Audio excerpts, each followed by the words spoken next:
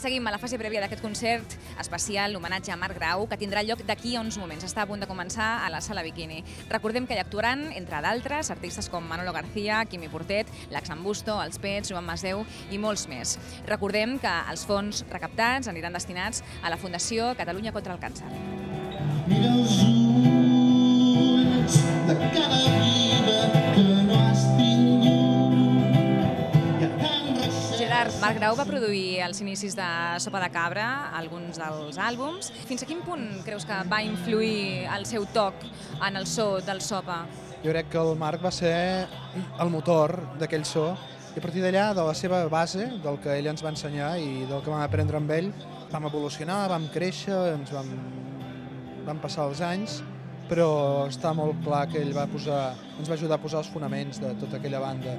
Més que tot, intentava anar a favor de les idees del músic, dels projectes i potenciar-los.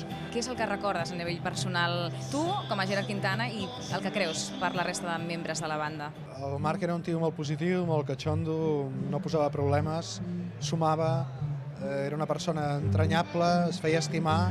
Una vegada, amb molta tensió, amb una gravació a Holanda, amb un sopar em vaig desmaiar, en un restaurant, sí, em va agafar una baixada de pressió, i el tio, per fer-me al costat, es va desmaiar amb mi. De la impressió que va fer veure amb aquella cara, em va dir, no?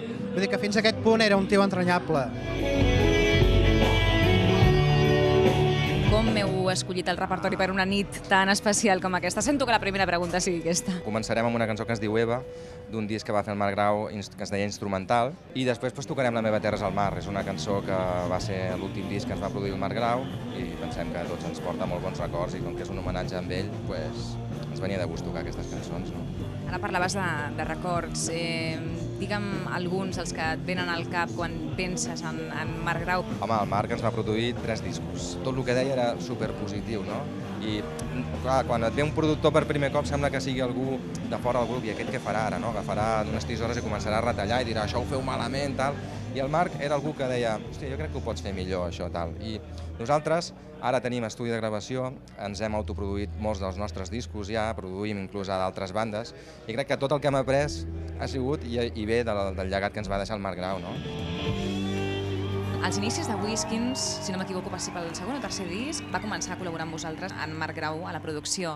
Què és el que recordes? Bueno, efectivament, el Marc Grau va ser el productor del nostre tercer disc, d'un disc que es va dir Lila, i que va ser un disc important, va ser un punt d'inflexió en la nostra trajectòria. A partir d'aquell disc tot va començar a ser més fàcil, no?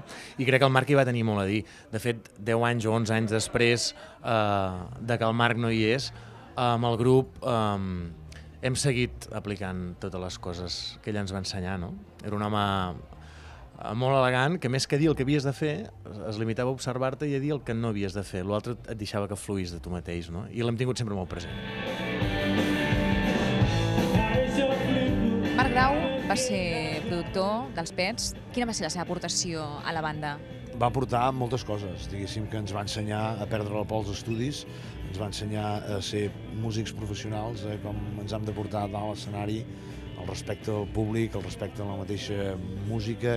Ara, quan enregistrem discos, tenim una espècie de dogmes, diguéssim, de lleis escrites que les vam aprendre d'ell i que les apliquem. No? La figura del Marc ja com a guitarrista dels Pets, no només com a productor, com eren aquests moments amb ell?